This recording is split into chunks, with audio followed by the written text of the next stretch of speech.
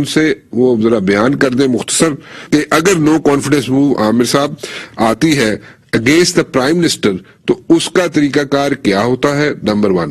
اور میں سارے کوسچنز آپ کے سامنے ایک ہی دفعہ پیش کر دیتا ہوں تاکہ مجھے آپ کو روکنا نہ پڑے.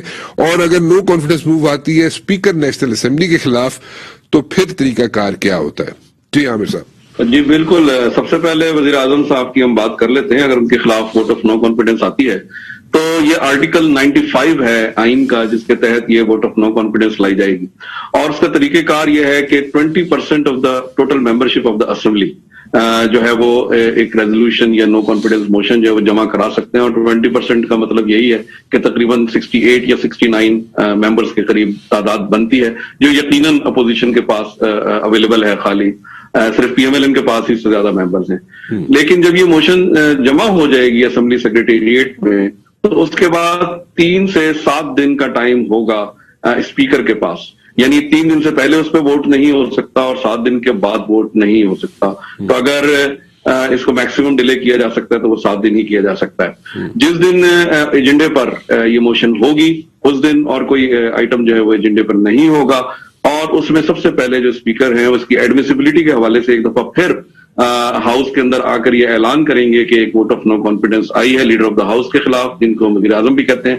اور جو ممبرز اس موشن کے حق میں وہ کھڑے ہو جائیں تو پھر وہ ایک دفعہ پھر یہ دیکھا جائے گا کہ آیا 20% ممبرز جو ہیں وہ وہاں پر موجود ہوتے ہیں یا نہیں. اور اگر 20% ہو جاتے ہیں تو اس کے بعد وہ موشن ایڈمٹ ہو جائے گی، اس پہ ڈیبیٹ کرائی جائے گی اور اپوزیشن ممبرز کو ٹائم دیا جائے گا. وہ پرائم منسٹر کو ایک طرح سے چارج شیٹ کریں گے، اپنی تقاریر کریں گے. اور اس کے بعد لیڈر آف دا ہاؤس کو بھی موقع دیا جائے گا کہ وہ اپنی جو ہے تقریر دیں اور اپنا ڈیفینس کر سکیں. اس کے بعد جو وزیر اعظم کا جس طرح انتخاب ہوتا ہے، جو اس کا طریقہ کار ہے جو شیڈیول 2 میں دیا گیا ہے، rules of procedure and conduct of business in national assembly, اسی طرح سے اوپن ووٹ ہوگا، تھرو ڈویژن ہوگا. اور اسپیکر صاحب جو ہیں وہ 2 لابیز کو جو ہے وہ ڈٹرمن کر دیں گے، ایک موشن کے حق میں اور ایک موشن کے خلاف. اور اس کے بعد ممبر جو ہیں 1 بائی 1 اپنے ووٹ رجسٹر کرا کے ان لابیز میں جائیں گے. اور اگر اس موشن کے حق میں 172 ووٹ آ جاتے ہیں، کیونکہ majority of total majority of the total membership of the house چاہیے، تو وہ 342 کا اس وقت ہاؤس ہے، اس وقت 341 ممبرز ہیں، تو 172 ممبرز چاہیے اپوزیشن کو اپنی موشن کو کامیاب کرنے کے لیے. اسی طرح اسپیکر کے خلاف بھی ان کو اتنے ہی ممبرز چاہیے، لیکن اسپیکر کے خلاف موشن جمع کرانے کے لیے آپ کو 86 ممبرز کی ریکوائرمنٹ ہے، جو 1/4 بنتے ہیں. اور اسپیکر کے خلاف جو ووٹ آف نو کانفیڈنس ہے اس میں جو طریقہ کار ہے وہ سیکرٹ بیلٹ سے ہونا ہے. یہی ایک واضح فرق ہے پرائم منسٹر اور اسپیکر کے خلاف اگر عدم اعتماد کی تحریک آتی ہے.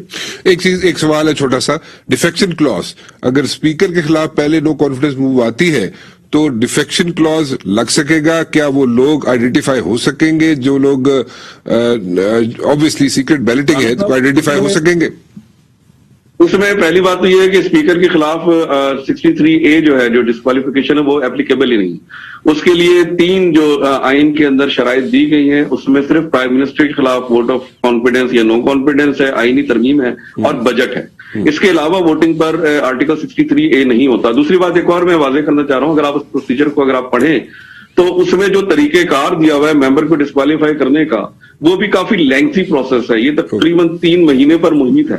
اگر پی ٹی آئی کے کچھ ممبرز ڈیفیکٹ کرتے بھی ہیں تو اس میں جب پارلیمنٹری لیڈر اس کے خلاف ریفرنس بھیجے گا اسپیکر کو اور اسپیکر بھیجے گا الیکشن کمیشن کو اور اس کے بعد پھر سپریم کورٹ کے پاس بھی رائٹ آف اپیل ہے. تو ایک بڑا لمبا پیریڈ ہے اور میرا خیال ہے اپوزیشن نے یہ ساری کیلکولیشنز کی بھی ہوں گی جو وہ اعتماد نظر آ رہے ہیں. ٹھیک ہے.